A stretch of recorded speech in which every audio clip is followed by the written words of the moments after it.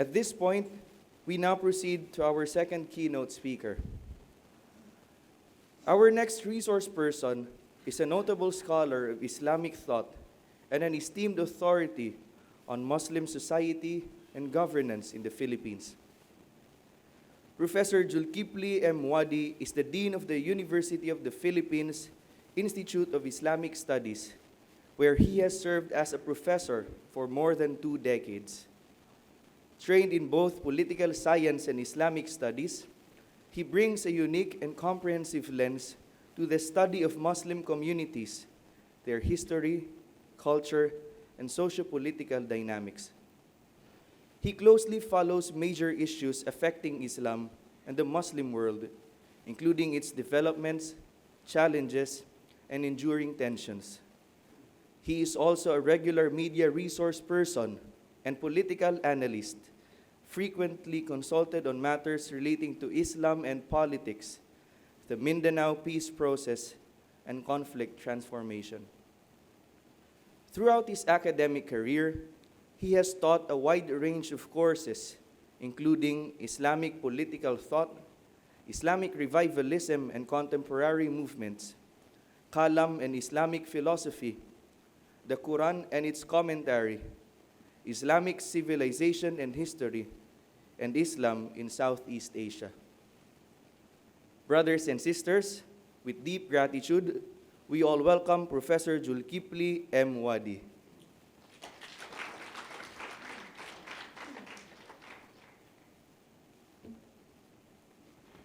Bismillahirrahmanirrahim. Good morning, everyone. It's always nice to be back here in UST, especially with Dean Lilia. As I said earlier, how could I resist her invitation? Given that we had a number of engagement when she used to invite me as member of thesis panel in her college or department. I also could not forget that moment when we were given the privilege to meet the late Pope Francis, also here in your campus. I, however, returned with somber mood, given that we are faced again with a challenge that requires collective action, as mentioned by Father Aligan. First, my apology for not jotting down my thoughts, my reflections on this subject.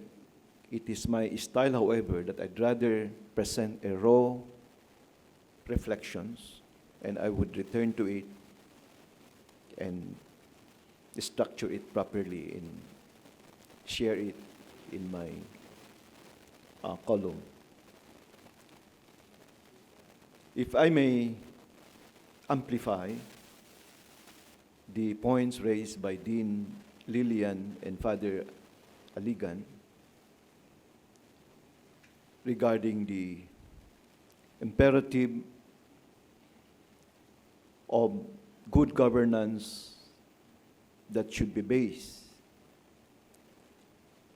on spiritual formation. This is a subject that should have been planted deeply in our psyche as a nation, and should have been reflected also in our educational institutions. A few days ago, I conversed with my daughter and asked her do you have a subject on ethics in your class? She said, no. We only have a subject on guidance. It simply proves the fact that our educational system is partly at fault of relegating courses or subjects on ethics or related subjects, given that in classical period, as you know, the subject of ethics is not divorced from such disciplines like politics and mathematics. At certain point, in fact, we had our good moral character. I forgot the exact term that was used in the early days, a subject that was supposedly taught good moral characters and good conduct. But even my time, I could hardly remember that course. We raised this because no less than a former ombudsman who said that we could not fight corruption. We have to return to our spiritual belief, including the reclaiming of such old course like good manners and right conduct. We raised this question because few years ago, I well remember in this centenary, in the lecture of the late Washington Sisip, the founder of SVD, during the UP Centennial celebration. He raised and he challenged UP and its faculty by asking, if UP is good, why is the country like this? And I guess this can also be resonated in our other educational systems. Because those engaged in corruptions, they are not only Christians and Catholic. They are educated in good schools.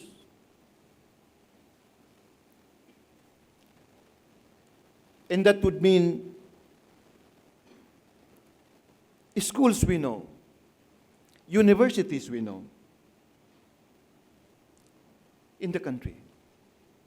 So we strongly resonate this call for good governance that would kick off in re-examining our educational system in terms of engaging in what was referred to by Father Aligan in a kind of a practical spirituality or practical ethics. Bring this to the grassroots and address their sentiments, as our governments had seemingly failed us in bringing about good governance. The task given to me is to reflect on the Islamic concept of good governance in its foundations on the concept of so-called sacred trust or Amanah. As you know, the constitutions, in the 1987 constitutions, has one chapter or article on public trust. In Article 11, it in fact begins with an opening that public office is a public trust. In succeeding sections, it speaks of holders of government, from the president, vice president onward, as supposedly representing the epitome on how to serve the people so they may reflect public trust. The same constitutions, in the same chapter or article, also speaks of various government institutions like Sandigan Bayan, Ombudsman, and the rest that supposedly look into ascertaining the proper operation of government offices so that the sacrality of public trust is maintained. But mind you, since the time of President Quirino until President Macapagal and President Marcos, they all were subjected into impeachment, suggesting that the very top of our political institutions had suffered and had committed serious blunders in tainting the idea of public trust. If we move on to current history in terms of governance since the EDSA revolution, probably except President Ramos, most presidents since the time of President Corazon Aquino until these days had been subjected to various forms of destabilization like coup d'etat, impeachments, and so on. This is to suggest that there had been a failure of governance in the country, and also rendering our political institutions weak. So, the imperative of reclaiming practical ethics, spiritually based reform is indeed urgent. Our institutions had failed. The notions of good has become almost relative.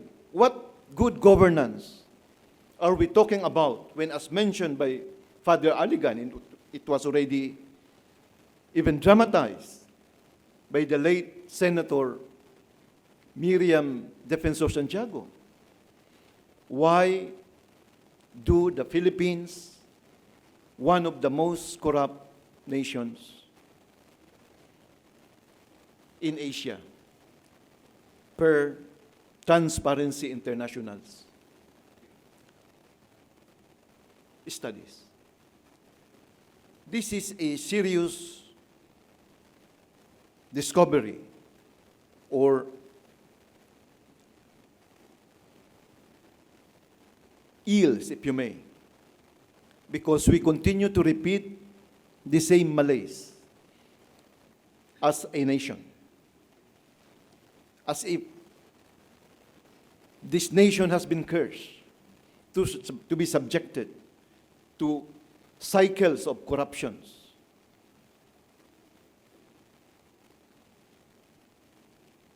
That never win or never wane. In fact, it's getting worse every now and then. the issue of controlling floods should have been addressed since the Spanish period. As Spaniards are good in road constructions, bridges. Some of these are still around.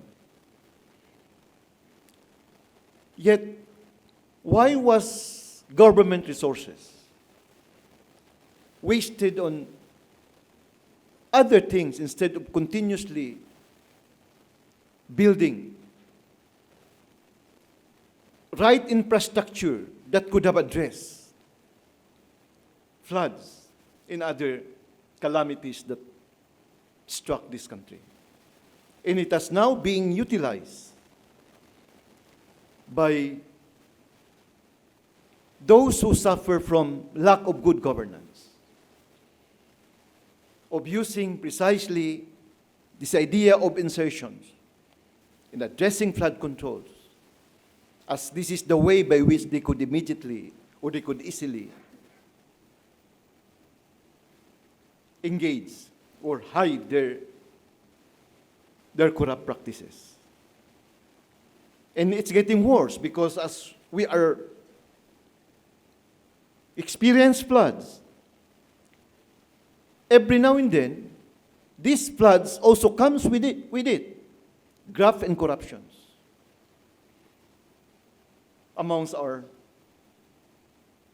leaders. So the notions of public trust was not only eroded, but had been rendered irrelevant due to failures of governance in the country. Perhaps there is a need to re-examine what trust are we talking about? Why is it simply referred to as public? How about our private life? Isn't it covered with that notions of trust? Seemingly, even our understanding of trust as divided or compartmentalized, it has become quite binary, suggesting that so long as our self is not open to scrutiny, then we don't worry for government to look for us. This is to show that the notions of public trust is limited. It is not comprehensive. We are looking for that notions of trust which is overarching both our spiritual life and public life. And this is probably where the concept of Amanah could come in.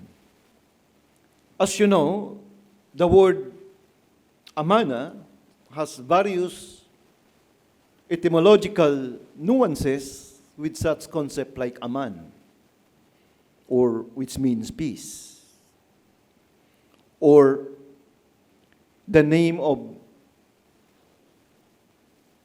Secretary Amina, who just resigned 2 or 3 days ago. Amina, meaning peaceful or healthy or trustworthy. Or even our concept of amen when we pray, which is the same with the Islamic prayer of Amin. All belonging to that category of etymologies similar to Amanah. Now, what is the Islamic concept of Amanah? First, it is sacred, as mentioned. It starts with the understanding or notions of what we refer to as the declarations, man's declarations of primal covenant. What is this primal covenant? It is the recognition of man on the lordship of God, we say Allah. By the way, in the Quran said that before men were created, they were in their soul world. All the souls were assembled. And they were asked, Alastu bi Rabbikum? Am I not your Lord? This is the questions of Allah to every soul. And every soul responded, yes. Qalu bala. Yes, we testify, sahidna. We testify. This is the beginning of the trust. A recognition of man on the lordship of God, which would mean that they have to carry their responsibility, primary of which is their submission to the will of God and the attendant responsibilities that they have to carry as they are given existence in succeeding life, if you may. For instance, the Quran, if I may read a verse, it speaks of Amanah that is consistent with truth and justice. That is that the pursuit of justice is anchored on this sacred trust, on Amanah. For instance, the Quran reads in Surah An-Nisa, Ya ayyuhalladhina amanu kunu qawwamina bilqist suhada lillah. O you who believe, stand out firmly for justice, to witness or as witnesses to Allah. Remember, as we mentioned, even in their pre-existence, they have already recognized the Lord. Ito yung sinasabi natin sa Tagalog, hinirang na ang lahat ng nilalang bago pa sila nilikha. And they have to stand firmly for justice as witnesses to Allah, as suhada ilallah, as witnesses. To witness is not simply a moment of recognizing an authority. It is an act of life, of a continuous recognition of God and His compassion and mercy in creation as He develops that sense of oneness. That sense of oneness carries with it recognition that Amanah He has, the sacred trust that He has been given. And there is a continuation of that verse. Ala anfusikum awil walidaini wal aqrabain. Even as against yourselves. Even as against yourselves, or your parents, or your kindred.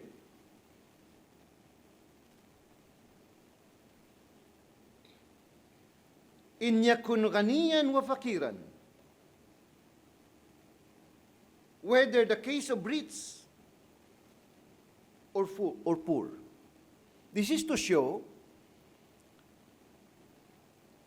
that good governance based on sacred trust should be cognizant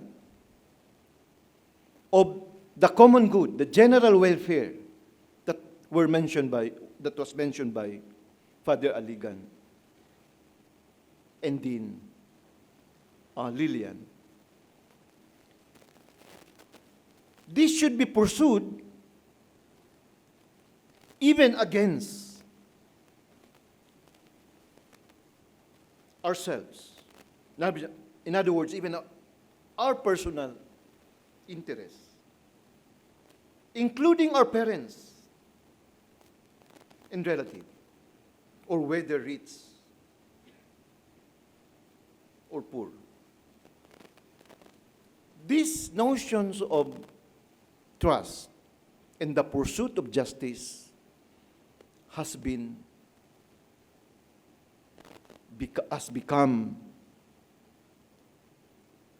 even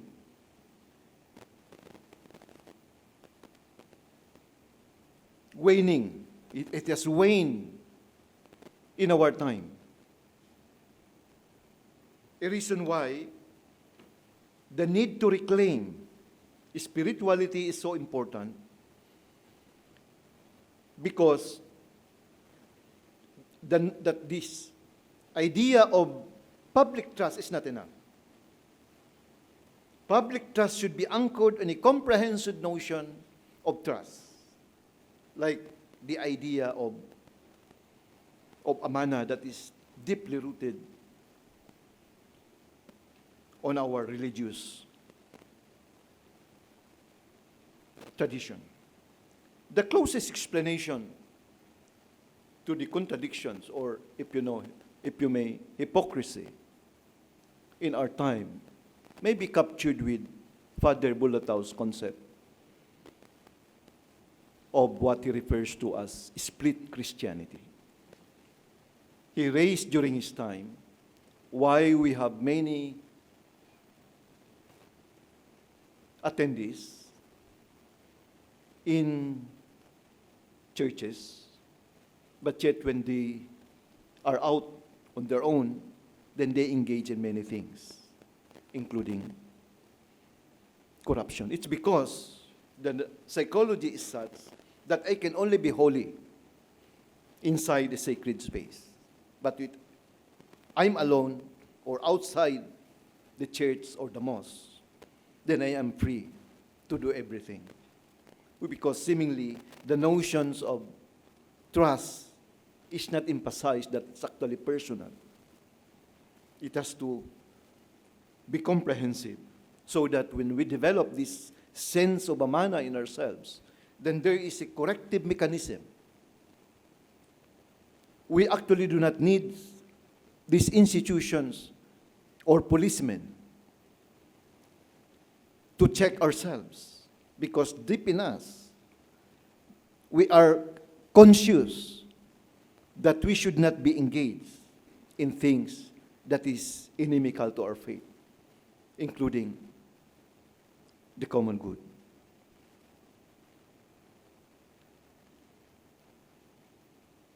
The requirements of leaders for them to be able to fulfill the Amanah, including our understanding, even myopic, of public trust, has been articulated by many philosophers.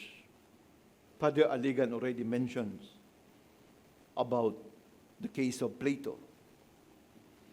And if I may extend, probably Al-Farabi, as he was influenced partly by Plato. But a famous sociologist who has articulated comprehensively the requirements of leaders so that they could effectively implement good governance is the famous Ibn Khaldun. He was a sociologist in the 15th century, and he mentions the requirements of a nation to have what he refers to as asabiya, a kind of a group feeling, or what was referred to by Rizal as national sentiment. According to Rizal, as you know, what exists in the Philippines is only as individual. They lack what he referred to as this notion of sentimiento nacional. This is reflective of Ibn Khaldun's concept of group feeling or asabiya, a kind of a feeling of patriotism, a love for the country, already articulated by founding fathers like Mabini in his Decalogue, in other leaders of the reform movements. He has to have the other requirement, he has to have ilm, knowledge.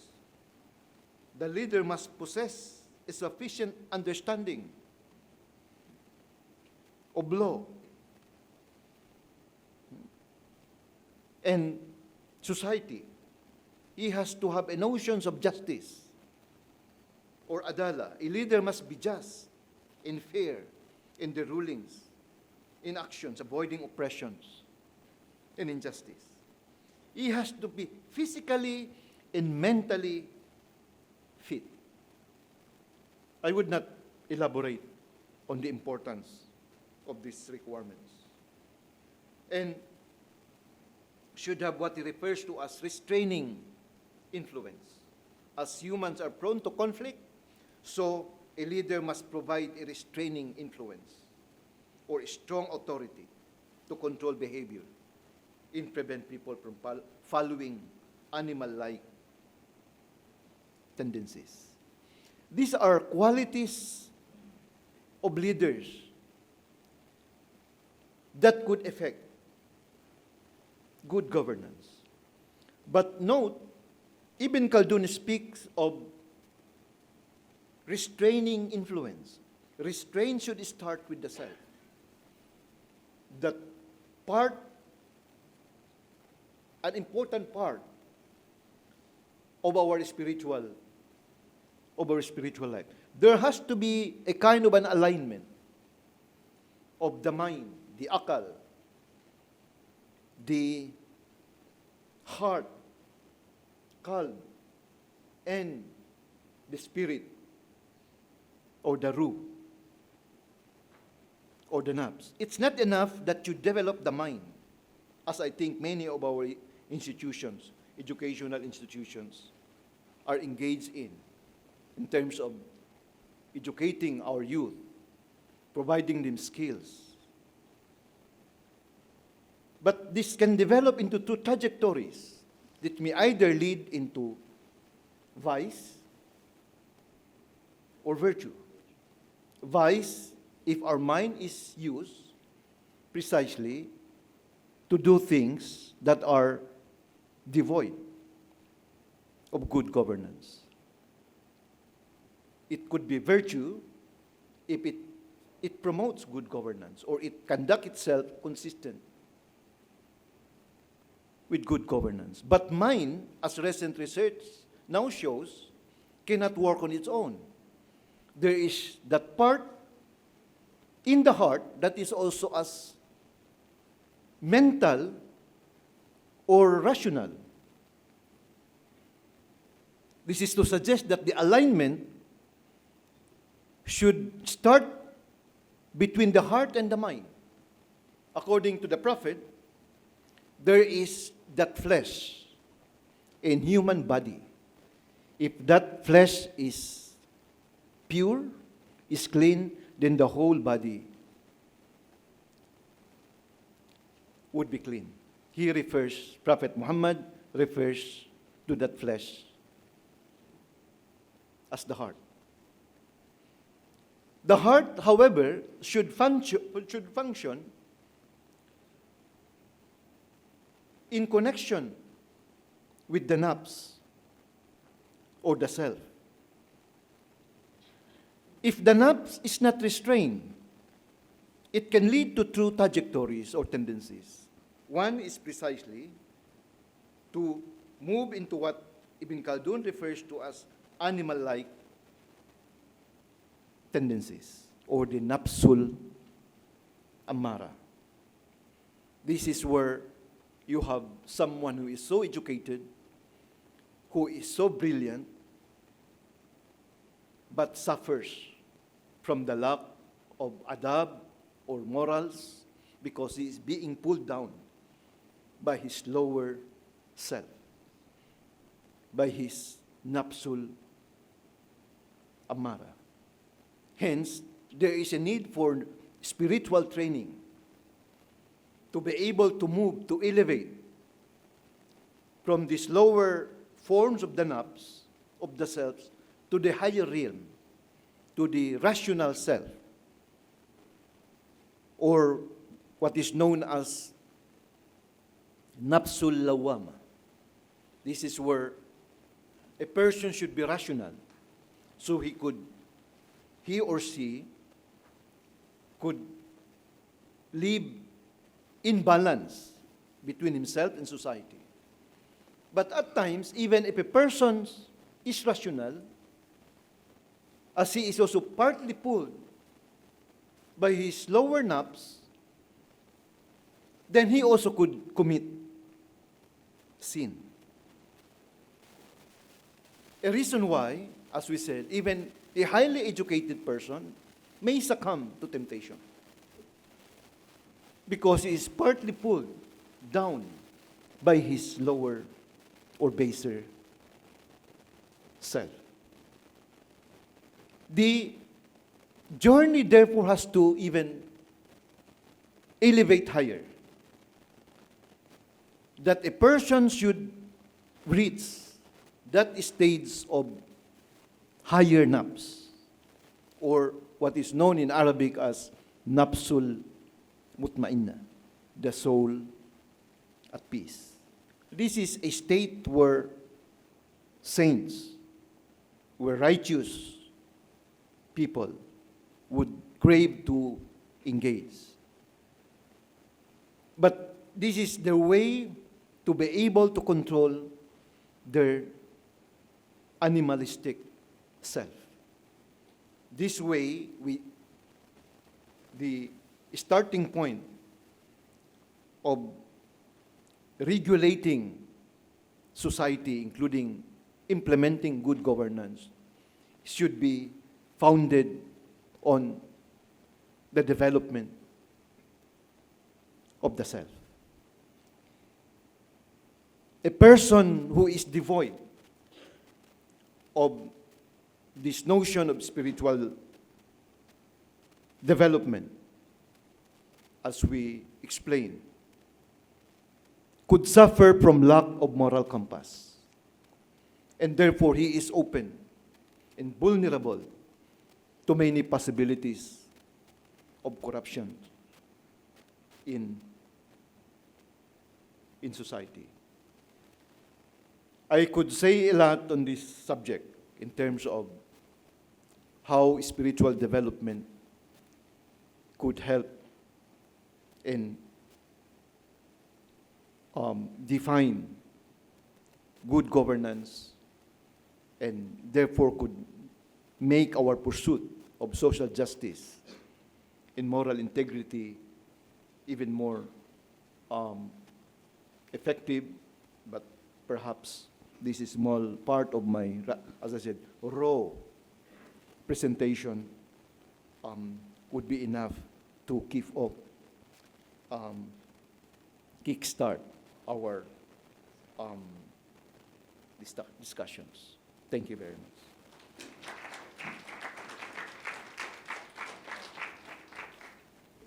Thank you very much, Professor Wadi, for showing how the Islamic principle of Amanah overarches our spiritual, moral, and political life and enriches our shared interfaith commitment to integrity and good governance. At this point, we shall proceed with the open forum. We would like to request Father Aligan and Professor Wadi to come up on stage. The floor is now open for questions, comments, or reflections for both of our keynote speakers. Should you have a question you wish to ask, kindly approach the microphone stand located at the center.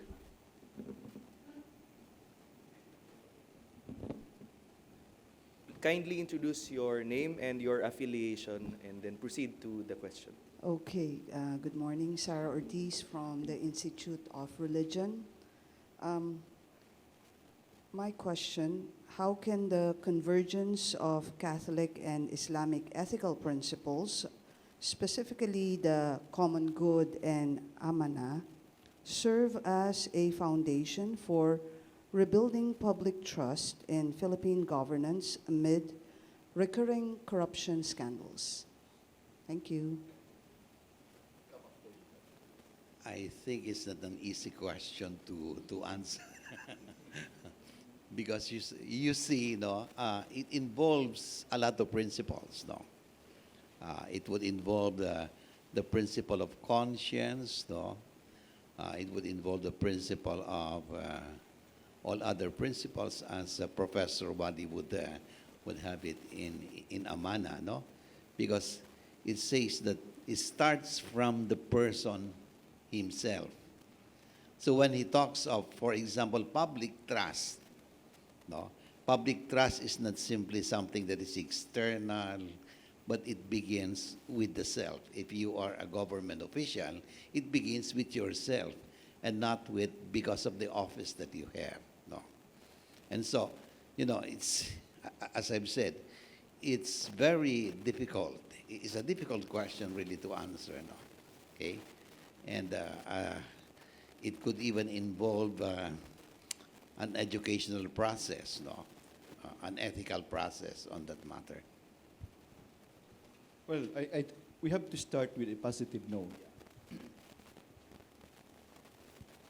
We will not be starting from zero. The convergence that we envision. As you know, this convergence has become even more profound, especially since the Vatican II. And this was followed even more recently with the human paternity document signed between Pope Francis and Sheikh Tayyib of Al-Azhar, where the document calls for continuous collaborations between and amongst people of faith, of different faiths, particularly Islam and Christianity. And even earlier, as you well know, in the time of Pope Benedict, there was a collaboration between the Vatican and a group of Muslim scholars. And I think it's still quite active in their advocacy of what is known as the common world.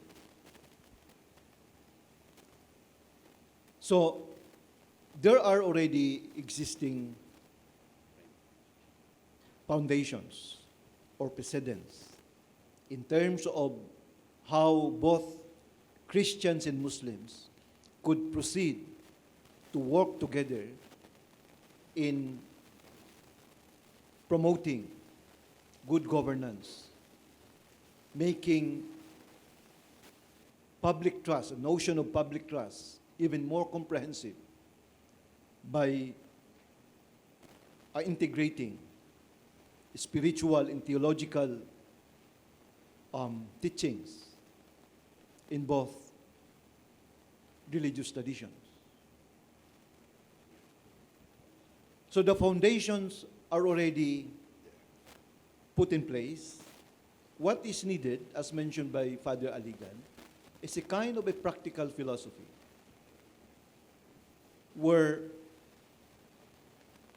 as mentioned, bring down these notions of good governance, Amanah, conscience-based spirituality, the welfare of the masses, the collective good, even more in the forefront of our advocacy. As you know, the people, particularly the marginalized ones, needs voice. And this voice should come from the conscious, educated individuals like many amongst us who have not yet suffered what is referred to by Ibn Khaldun as lacking in asabiya, or what Rizal referred to as lacking in sentimiento nacional. So, I guess this collaboration is worth pursuing. We have lots of things that we could discuss and even identify more commonalities. And therefore, this may cascade to other communities and hopefully would gain certain traction in the current problems of graft and corruptions in our midst.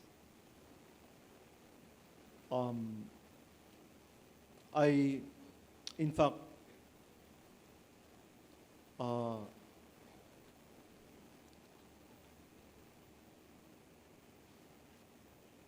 was happy, as I said earlier, to see Dean Lillian to be around, because she's an exemplar, of a scholar who could not divorce herself from the university and would still be willing to help us in our advocacy. So, again, thank you, Sister Lillian, and thank you, Father Aligan.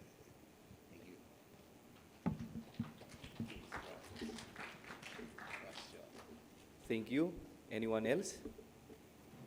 Yes, please.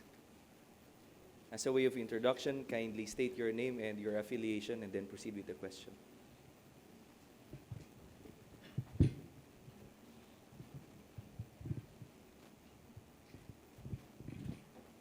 Good morning po. I am Eunice and I'm from UST Commerce Student Council po. And my question is, how can churches and mosques help report and expose corruption without getting involved in political parties?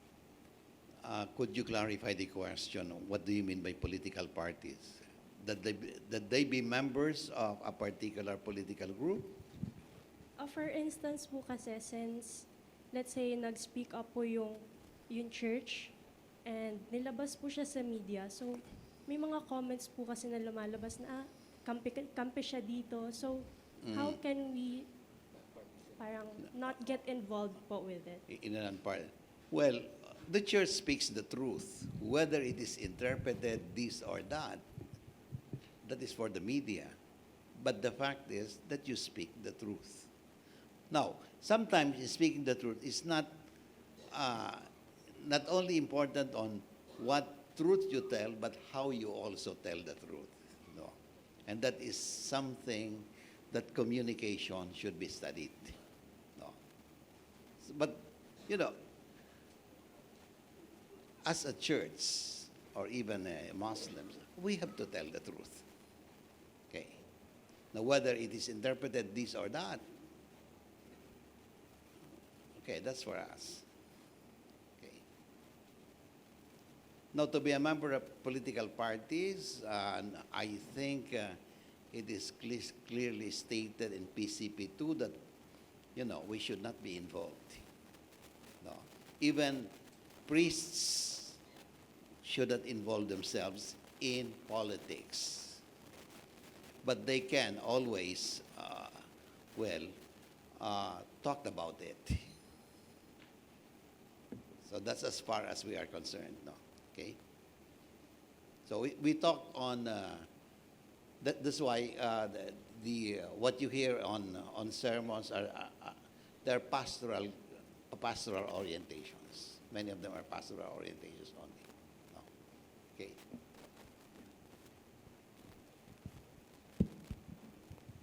I think the question is quite reflective of the of the current situation where the country is so polarized that our advocacy is in a sense tainted or colored by interpretations that this is, say, a group or a party aligned or connected to particular politicians.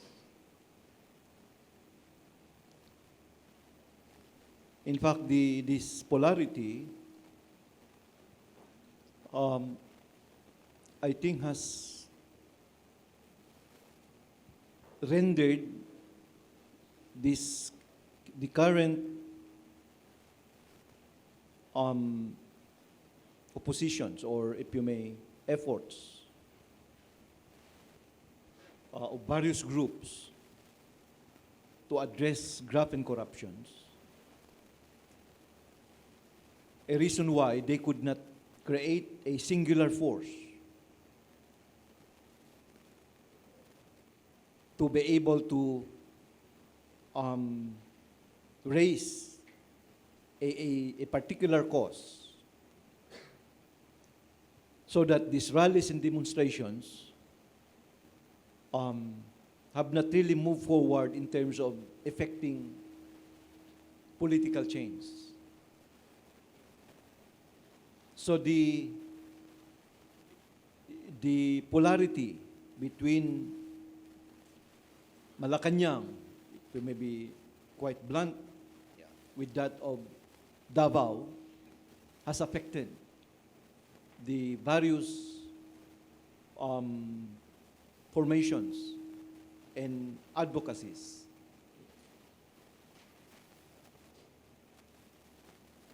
Even has created ambivalence among, if you may, other groups, because they say that if, say, the current president goes down, the vice president, who is also opposed by many people, would be not the right person to take over, despite that the Constitution provides the vice president should succeed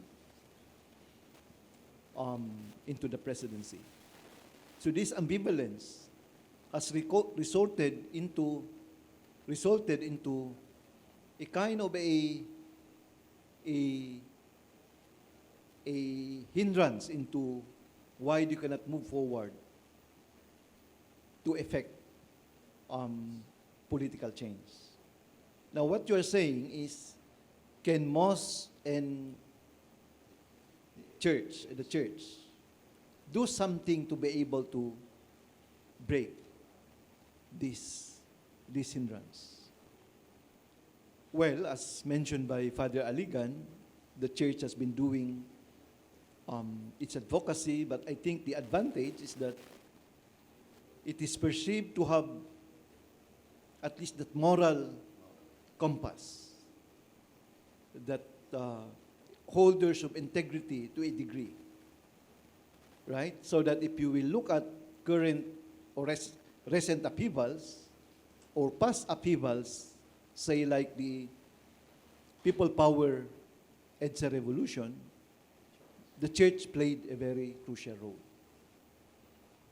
On the contrary, is a people power still the way to resolve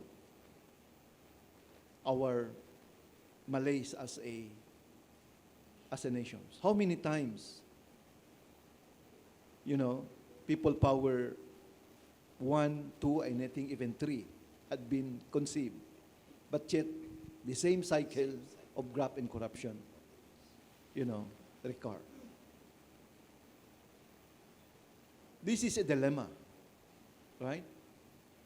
We have the propensity to address a major problem, but in terms of making strides on small things, including, as mentioned by Father Aligan, starting our reform in ourselves as individuals, as families, as communities, we failed on that regard. And in fact, during election time, the same people who are running for office, but the same people are also voting for them.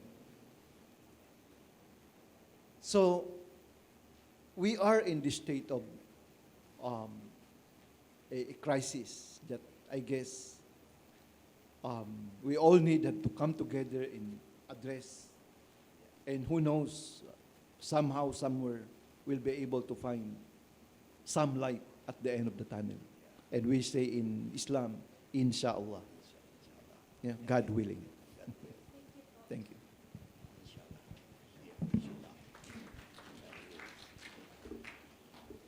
Thank you very much. Father, Doc, here's a question po. Ako naman. Several employees and officials in government say that it is very difficult to be morally upright in government because the corruption is deeply rooted. It is ingrained in the system, and those in power have the machinery and wealth to cover up their corrupt practices. What do you think can religious leaders from both Christianity and Islam do to fight this systemic corruption? How can religion solve the divide between the public and private lives of government officials? I think I would refer to what Professor said, no? The Amanah, no? Again, it should begin within ourselves. We have to train the youth, no? Because I do believe with the adults no more. So we begin with the young, okay? We begin with the family, no? Some would comment that the midterm election had showed something, and what is that? That the future of the country would lie in the Gen Z generation. Because more or less they are more aware of the situations. They have that vitality and the energy for change. And so perhaps if they move, then change could come. They're still idealistic, unlike the rest of us. No. But I would also refer to the Amanah, Father, of the Professor.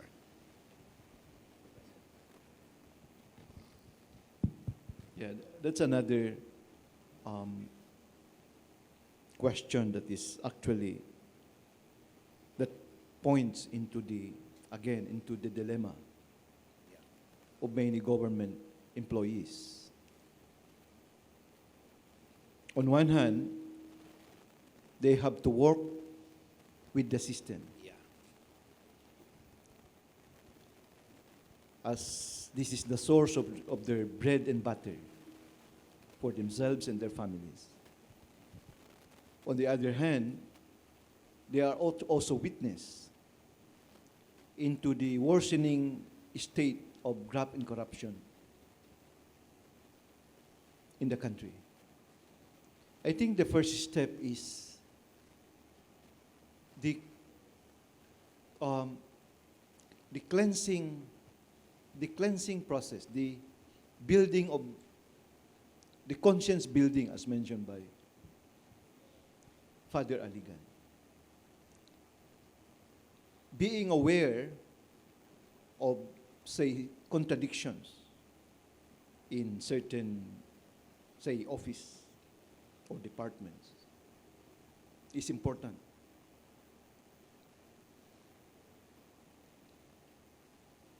But realizing that corruption should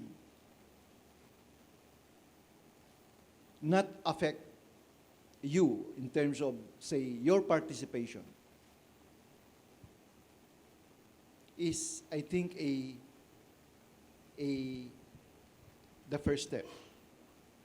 Right? In other words, you can start warding off corruption on your level by taking distance from what has been the way of life in that office or in that, say, department. If at times you still be prodded to engage, then I think there's a mantra in the church. Pray to God that you will be salvaged or secured from this contagion. All right? In Islamic tradition, there is what you call the cleansing of the heart, or what is known as tazkiyatun nafs. A kind of a realization to work for your own purity or perfection. That you can do it without necessarily isolating yourselves, say going to a cave or into a mountain. No. But you can engage your spirituality in the crowd. But you are firm with yourself in terms of not engaging or not opening the same floodgates of corruption in yourself. And translate it to a small group, maybe your family, your neighbors. You can talk amongst yourselves and secure yourselves from this. If at times, probably there are links or intersections in our office or in our institutions, then probably you try to raise your voice in a manner that you may not be harmed at the same time. I call this strategic engagement. That is to say that we can do what we are doing right now, but at the same time, we are not also putting in danger ourselves. So, be conscious of what's happening, but start with being consistent with yourself. Because the worst that could happen is we are advocates of graft and corruptions in other contradictions in societies, but we ourselves are suffering from this even more. So, if we can do this in ourselves, even in the personal level, this may resonate with others and could form a collective sigh, a kind of a general sentiment. And these sentiments, this collective sigh, could be a representations of God's pulse. I think this reflects what is known as the notions of vox populi, vox lay. So do not look at yourselves as so unable to do even small things. Who knows? Other people are also doing the same then translate it into that collective side. Because it is where God's voice is present as well. So we hope with Father Aligan, we are able to inspire you, of ways how can we do something amidst this crisis in our society.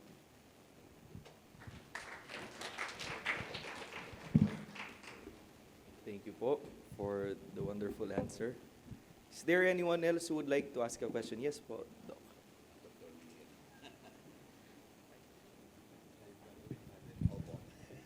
You know, I'm someone who have been there for a long time, and I saw everything almost since after the World War up to now. And I saw how corruption has really come up into a staggering stage that it's almost unthinkable. For example, during the time of President Quirino, the only corruption you are hearing is he had a golden arenola, I think. That was what the issue on him. Even during the time of the first Marcos administration, corruption is among his cronies and not really to everyone. But through the years, now corruption is so widespread, and you can hear about billions of pesos, even on ordinary engineers in the DPWH. What went wrong? And many are saying that, I agree with you that we need this kind of personal cleansing, the cleansing of the spiritual grounding that we need in order to lead. However, many are saying, I think what we need is a Bastille or a Bolshevik revolution to cleanse the whole nation. So what is your comment on that?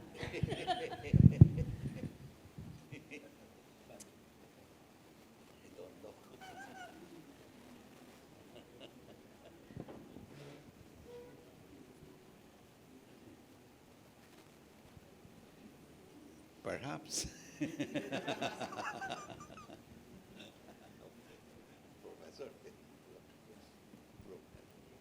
Well, coming from Dean Dilian, advocating a Andres Bonifacio style, of social cleansing, of course we appreciate such a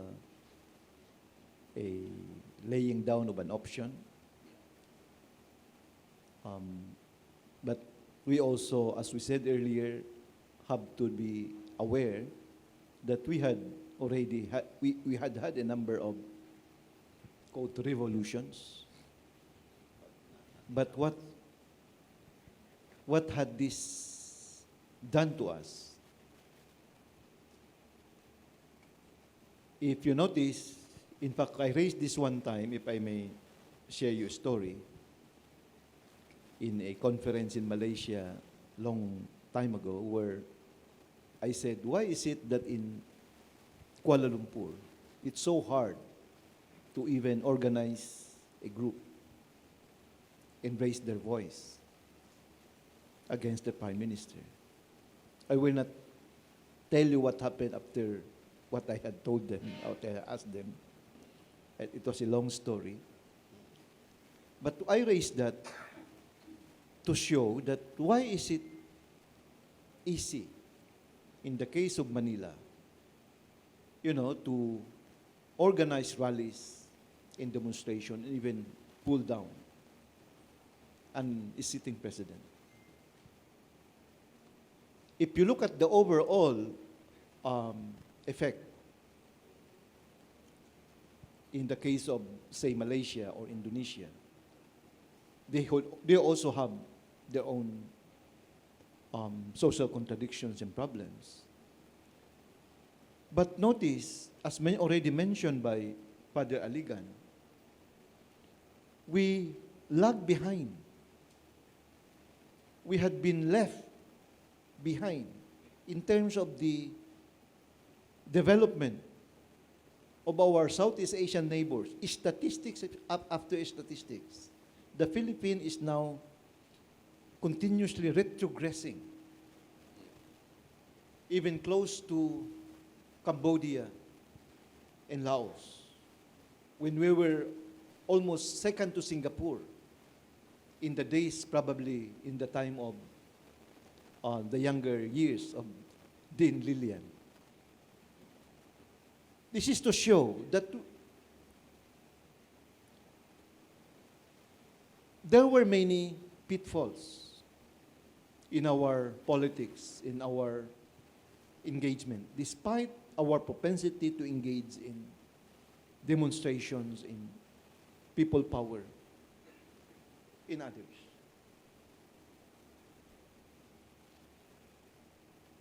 In fact, if you go out into our neighbors, you will feel small.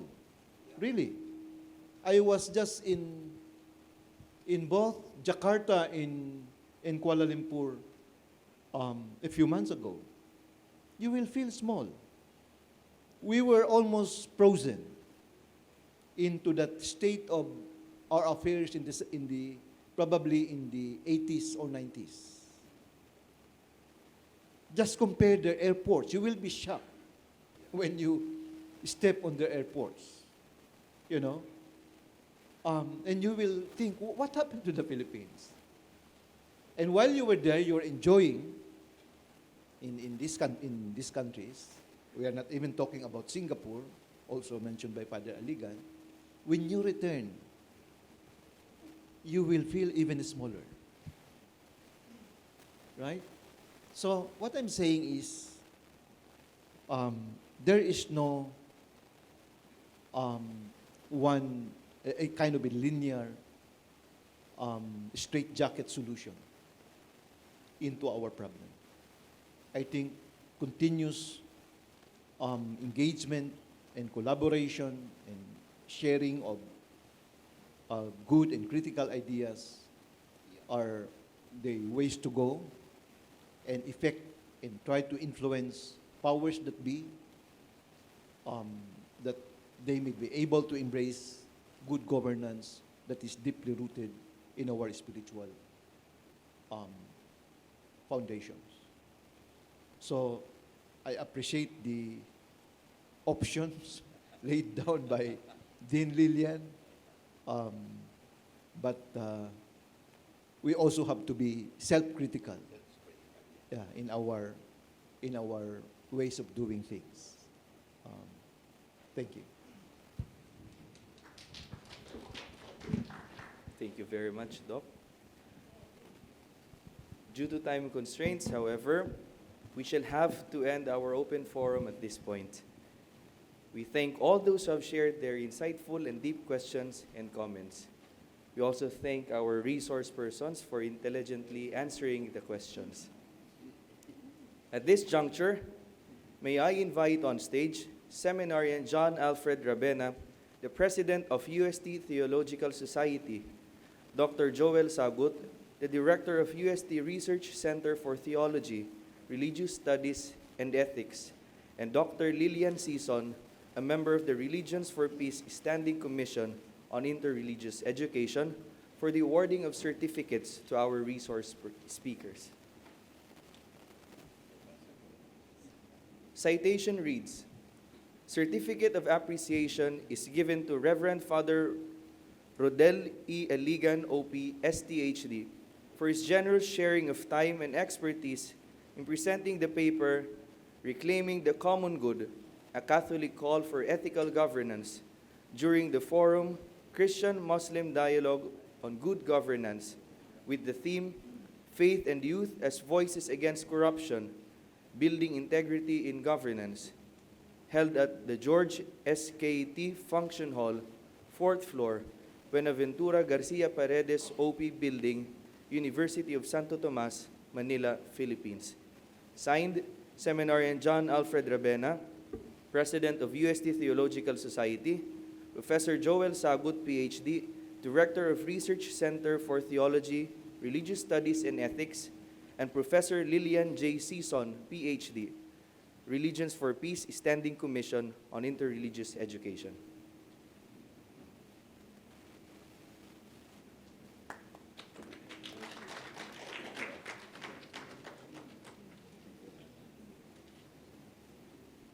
The same certificate is given to Professor Julkipli M. Wadi, PhD.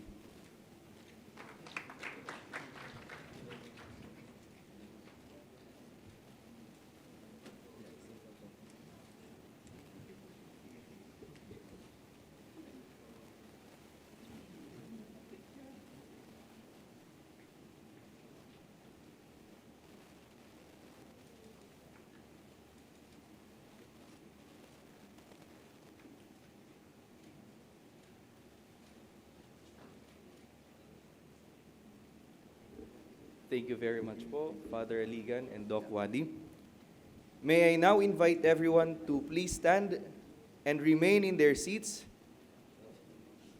in their areas. Sorry. For a brief photo opportunity.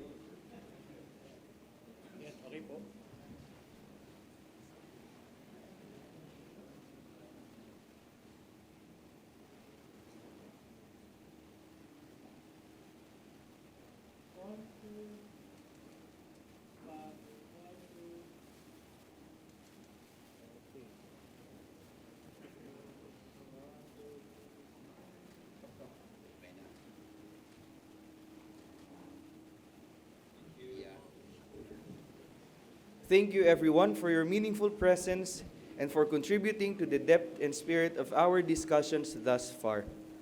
We shall now pause for a 15-minute break. Snacks are served at room 403, located to your right, just outside this hall. You may bring your snacks to the venue and consume them here. We kindly request that everyone return promptly at 10:25 for the panel discussion.